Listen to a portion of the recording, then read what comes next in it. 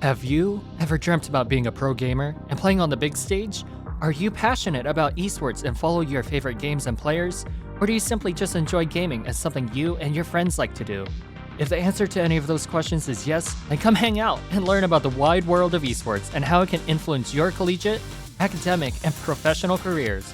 Welcome to the Scholastic Esports Speaker Series, an introductory series where we highlight your potential future as a gamer. Let's queue up.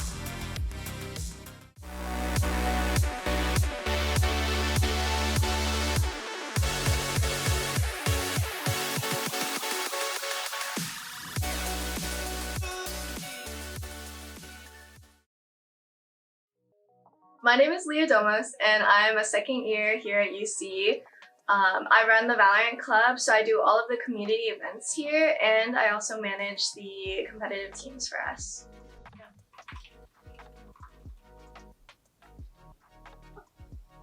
The biggest difference between solo queue and working and playing on a team is the fact that you're not only working on your individual skills, you're working with a team, you're working with other members to help create strats and get better at the game together. I think the biggest thing is that with teams, you create this sense of family. You have this group of people that you play with every week, constantly, and you're building your skills with them and you're learning to communicate with them. Whereas solo queue, you queue up, you're focused on your own stats, your own score. You don't really consider your teammates as important, but on a team, your teammates are your family. You're working with them all the time and you guys are getting better together, and you get to work on not just in-game skill, but communication skill and coordination with your players, which really changes your gameplay. I had never been a gamer before, and I had never played video games until 2021.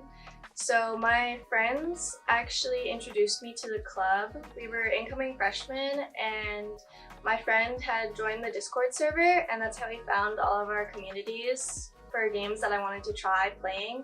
And in my spring semester of my first year, I actually joined the Discord myself instead of contacting people through my friend. And afterwards, my friend suggested that I run for a community head position, which I was very wary about because I had never been in gaming before, but I knew that I wanted to help cultivate a space for people. So I ended up running and I got the position, and that's where I really started doing community events and helping the club take off. I felt like I had a purpose. I felt that, I had some direction with what I wanted to do, and I had a community now to talk to, and I had made new friends to do things with, which helped me find my way in college. To be a part of the competitive teams here at UC, you have to join the Discords and fill out all the paperwork to try out. And the biggest thing is just showing up. Like, we are flexible with schedules and dates, but you need to show up and show your best. The biggest thing for us is how you communicate with others, the execs, and how you interact in-game. It's really important that you show that you're here to be a team member. It's not just about individual stats and whether you're crazy at the game or not. It's about how you can work with others and help create a space where people can work together and get better together. My name is Tim David. I'm the general manager here at Cincinnati Fear.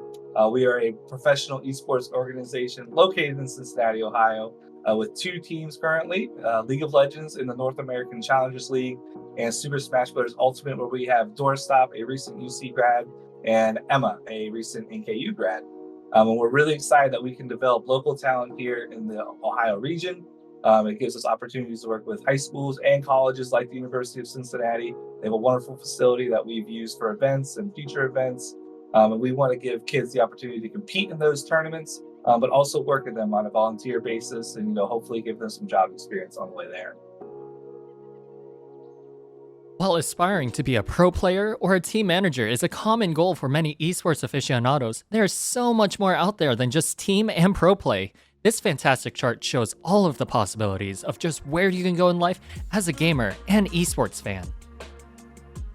Hi, I'm Dr. Shane Hulse. I'm a professor over at the School of IT here at UC, I teach primarily game development classes out there. I also happen to be the academic coordinator for the esports arena. So here at UC, we have a couple of different offerings, depending on which direction you want to go with respect to creating games. We have the game development direction, which you can learn to program games, build them from the ground up using some of the more popular engines such as Unreal or Unity.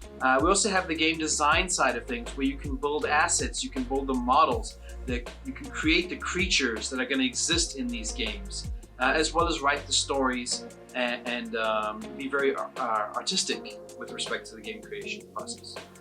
What I would recommend doing is, first of all, practice, getting some experience, right? Going out there, if it involves creating a game in JavaScript, that's a good start.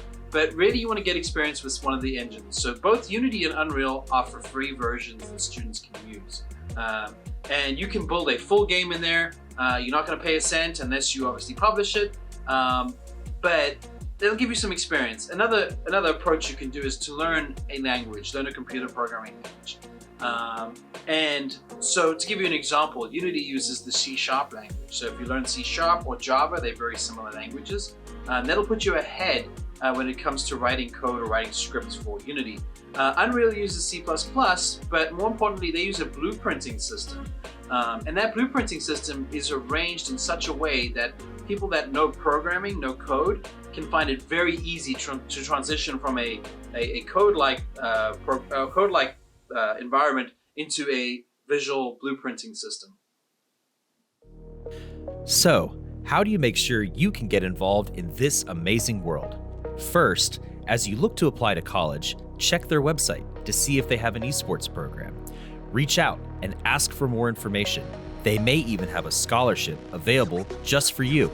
Before you apply, however, make sure to schedule a tour and take a look at the campus and classes. Don't just think about gaming. You can check out the University of Cincinnati at www.uc.edu/esports to learn more about our esports community. Reach out, schedule a tour, and see what all the talk is all about. Thank you for queuing with us. We'll see you next time.